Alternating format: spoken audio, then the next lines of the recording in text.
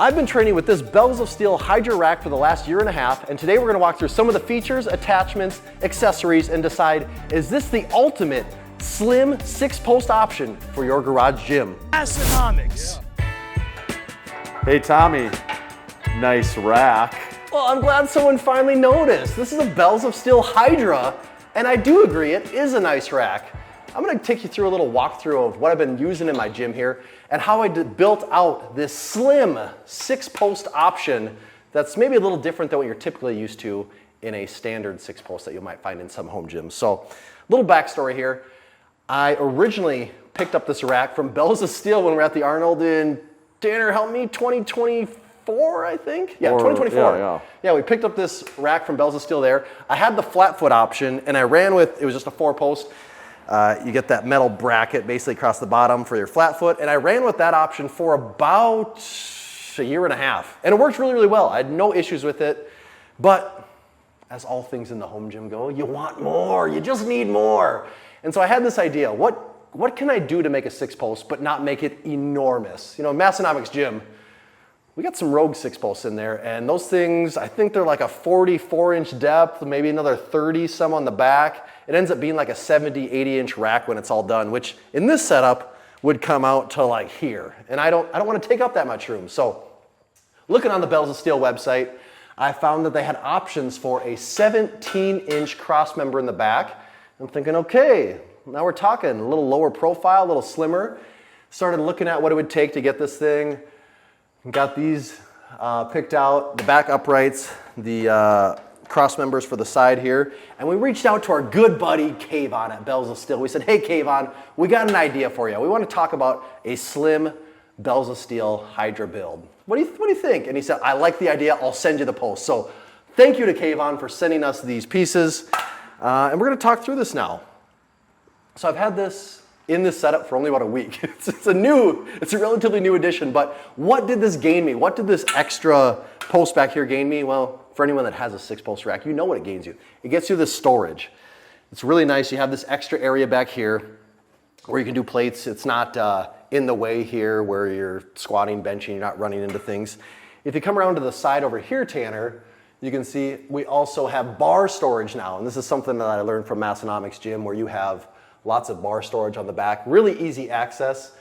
And one of the things that I think is great about the Bells of Steel system is Bells of Steel has a ton of accessories, all affordable, all great options, but this being a true 3x3 rack with 5/8-inch holes means it plays nice with everyone's accessories, attachments, all that. So in this case here, I bought this 3-bar hanger from Rogue and put it up there, it bolts on perfectly. The holes line up exactly.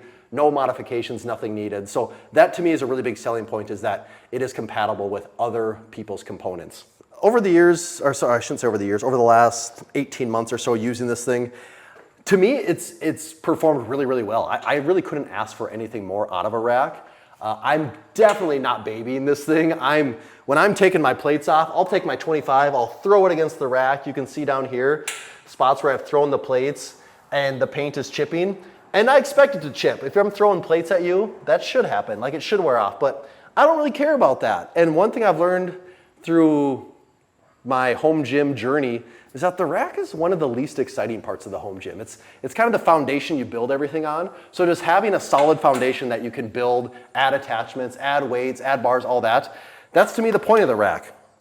And this, in that case, has performed amazing.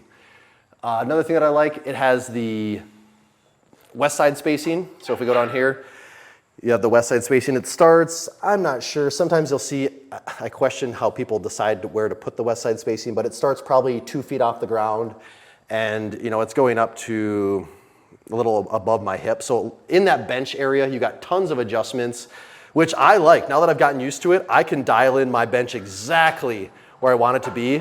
Same thing with the safety straps, and I don't have to worry about, oh no, that's way too high or that's way too low. You literally can get it just right. I got the Bells of Steel. I got 2 sets of J cups. I got some Bells of Steel ones here, and these are my bench ones. They pretty much stay put. The only time these ever move is if I'm doing some incline bench. I'll move them up here. Otherwise, they're there. I got a different set for squatting, and we got Bells of Steel weight horns. I gotta get one more set for right here. Now that I've added this, I just have a band peg holding these little ones in place, but. Kind of works though. It does though, I'm just more concerned. I got kids out here, I don't want them to push this and have something come loose. So I'll get that upgraded eventually, but everything else in this rack, this setup has performed really, really well. It's been durable, it's been reliable, and I've liked it a whole lot. We're looking at the overall footprint of this, and that was ultimately, why I decided to go with this option, is because I wanted something in my home gym that wasn't going to take up the whole thing. That gave me that 6-post advantage, and this does this. So like I said, it's the 17-inch cross member in the back, the 30-inch cross member in the middle here, and that, when you're squatting, benching, deadlifting, you look at walking out a squat, 30 inches is more than enough in here to comfortably squat. In a perfect world, if you have unlimited room, yeah, like a 40-something inch would be great, but I think people shouldn't be afraid to look at the 30-inch option. And when you're building this out, Bells of Steel on their website, they have a pretty good builder for creating your Hydra rack, or if you want to go with the 1-inch option, the Manticore option, or the Manticore rack. They have like 5 options for your upright height. They have 3-4 different options for your inside rack area here, 3-4 options for your back storage area. So you really can customize this to your space for whatever amount of room you might have. Now, if we look at this and compare it to the competitors out there, what else is on the market? This option, as it exists right now, I'm going to say the rack itself, the safety straps, and the J-cups. So just those items.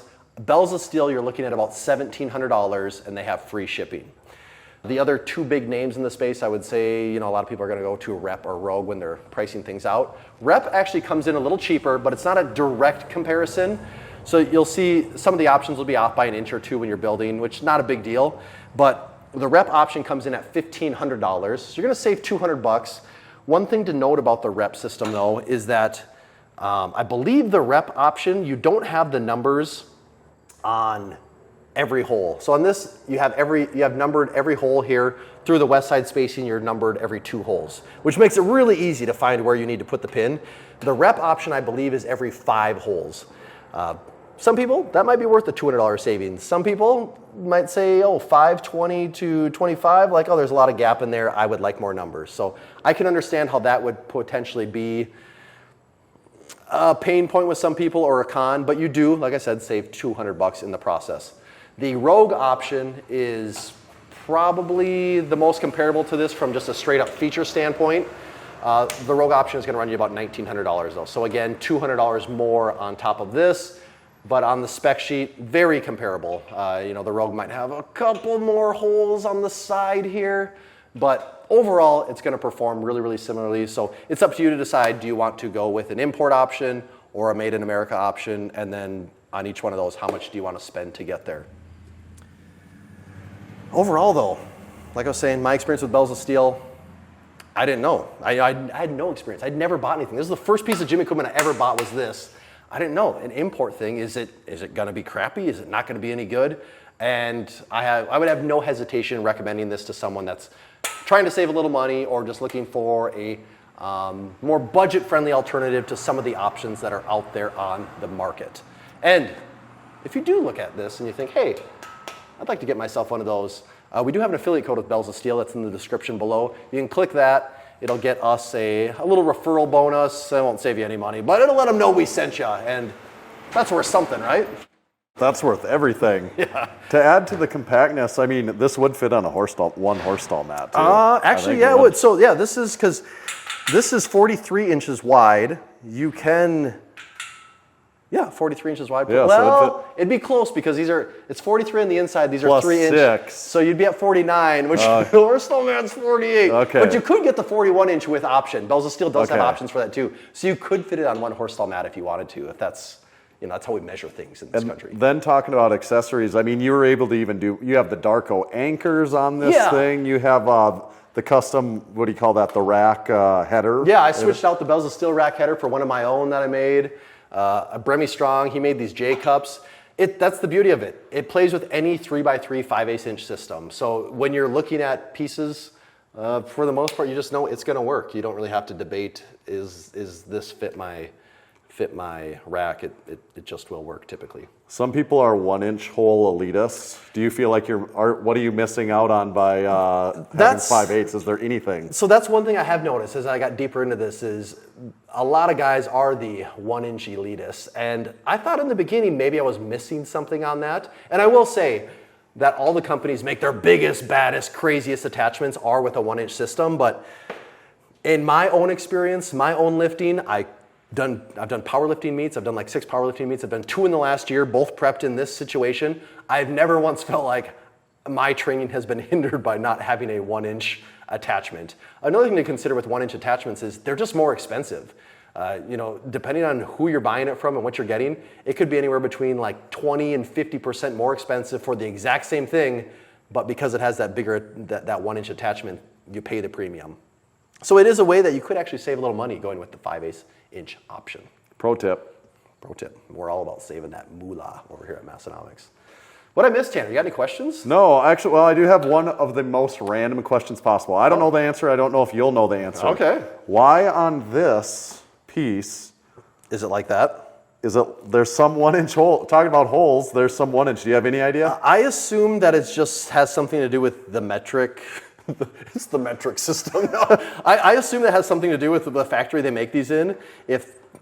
I don't know. I actually don't know. I just assumed it was some metric thing, and that's why. Leave a comment on YouTube if you know why it's like that. Because the 17-inch crossmember doesn't. Right. The 17-inch crossmember is 5/8-inch holes all the way around, but the longer ones have some 1-inch holes, and the spacing is not uniform. It's kind of all over the place.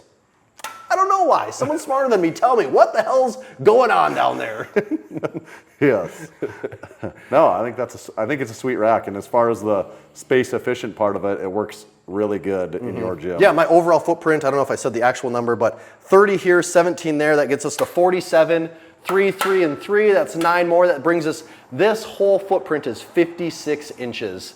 And that's not much. That's a lot of rack for 56 inches. If you are interested in a Bells of Steel rack of your own, make sure you use that affiliate code. Check out Bells of Steel. Tell Kayvon we sent you. Otherwise, make sure you're following everything Massenomics does. Buy some apparel, listen to the podcast, become a supporting member, massenomics.com/join. You can support us monthly, keep us doing what we do, keep these videos coming out, keep the gym tours going. Also, this is a home gym. Look at, come over here, Tanner.